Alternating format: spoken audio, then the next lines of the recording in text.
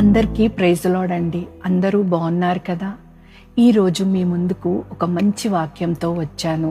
ఈరోజు మనం చూసినట్లయితే మన చేదు అనుభవాల నుండి ఆశీర్వాదాలు ఎలా వస్తాయో అనేది చూద్దాము. రూతు గ్రంథంలో మనం చూసినట్లయితే రూతు గ్రంథం 1వ అధ్యాయంలో నయోమి తన చేదు అనుభవాల గుండా వెళ్ళడము, చివరికి తన 2 కోడళ్ళు రూతు, ఓర్పా అనే వారు మాత్రమే మిగిలి ఉండడము మనం చూస్తాము. ఇలాంటి చేదు అనుభవాల గుండా వెళ్ళినప్పుడు మనము 2 నిర్ణయాలు తీసుకోవడానికి అవకాశం ఉంటుంది. మొదటిది, అదే విశ్వాసానికి కట్టుబడి ఉండడము. ఎటువంటి పరిస్థితి గుండా మనం వెళ్తున్నా కూడా మన జీవితంలో దేవుడు దేవుడయ్యే ఉన్నాడు, ఈ దేవుడే నా దేవుడు, ఈ దేవుడు నేను ఎప్పటికీ వదలను అనే గట్టి విశ్వాసంలో నిలకడగా ఉండడము. రెండవది, ఈ చేదు అనుభవం గుండా వెళ్ళినప్పుడు విశ్వాసం తగ్గి దేవుడికి దూరం అవ్వడం.